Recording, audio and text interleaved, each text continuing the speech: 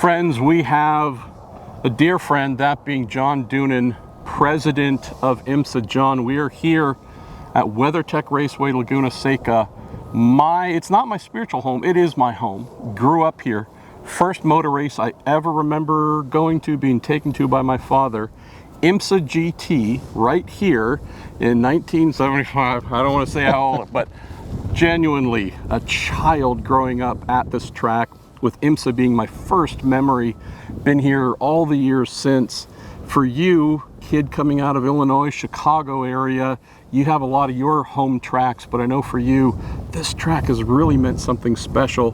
When you ran Mazda Motorsports, this was Mazda Raceway Laguna Seca.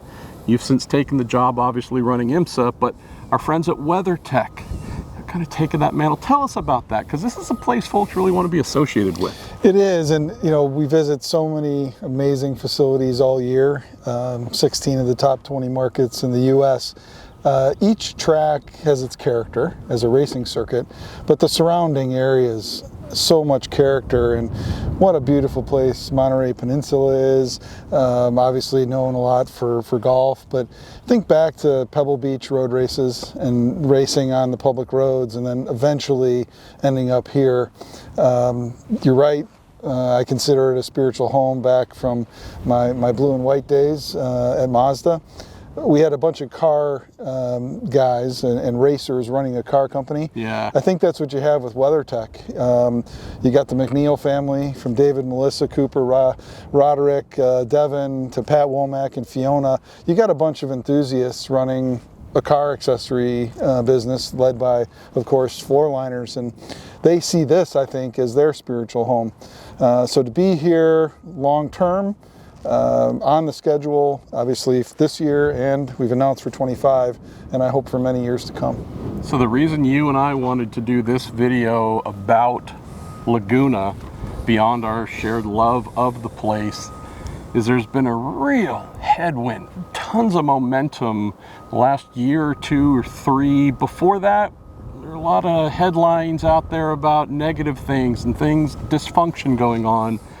With John Narigi running, with the Board of Supervisors getting fully in, we're standing here on brand new pavement where we expect track records to be obliterated on Saturday. Yeah, they're gonna fall. You look at the Friends of Laguna Seca organization, so many folks there. Like, there are very few tracks that we go to where you can say, good Lord, there is kind of a full village of folks uplifting it and trying to make it better. Yeah, the staff here, of course, led by John, have so much passion for the area and what the track means to the area from a philanthropic standpoint, from obviously motor races here, but also bicycle. They just had the Sea Otter Classic. So this facility itself means so much to the area.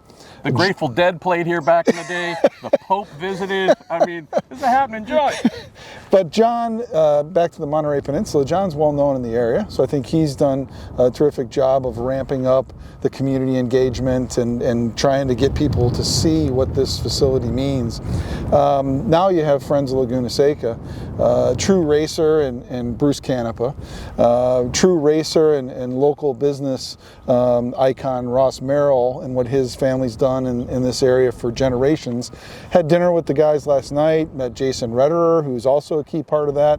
So I think, as you say, there have been a lot of headwinds over time, but the future is incredibly bright and stable with the Friends of Laguna Seca, John and his team, WeatherTech, being an entitlement partner here. And then you got companies like Motul and Hyundai that see this event and this market as a key place to showcase their brand. So there's a lot of positives hitting on going into the weekend, but also for many years to come. So let's close on this. We're here Thursday afternoon. The paddock is filling up. Amazing cars, tribute liveries of the Mustang, the Pfaff McLaren team. We've got the GTP cars. Truly, we say this, it's not boastful promotions, it's fact. The highest tech race cars competing in North America with these hybrid GTP cars and these road-based GT3 models as well. Tell folks about your initiative within IMSA, one that you're always championing, and that is kind of just over the hill a little ways, we have Silicon Valley the global center of technology and innovation. That's something you're working every year to bring closer, Silicon Valley closer to IMSA when we come here. There's no doubt there's some key terms that demonstrate and describe what we are. Technology, not only the GTP cars, but clearly this is the year we talked about of GT. The hybrid system, a renewable fuel, then transitioned you from technology into sustainability. We're extremely proud of that. I had the opportunity to be in Washington, D.C. this week with the Department of Energy, the EPA, and so many legislators. Again, reminding them what we're doing, but again, getting their stamp of approval on what we're doing. This event in particular, being in this region, as you say, right down the road from Silicon Valley, I see those key terms becoming even greater down the road, and being able to celebrate the fact that we're doing what we're doing here to give the automakers a chance to showcase what they're doing in the latest and future road cars, to tell the community that we're performing with incredibly cool race cars, but we're also being responsible to the community and responsible citizens in that. And at the end of the day, we're about stability, meaning the schedule, meaning those partnerships, meaning giving the automakers a place that they know they can use to market their brand, their road cars, their powertrains. So really excited to be back, and can't wait to put on an absolutely incredible show on Sunday on NBC.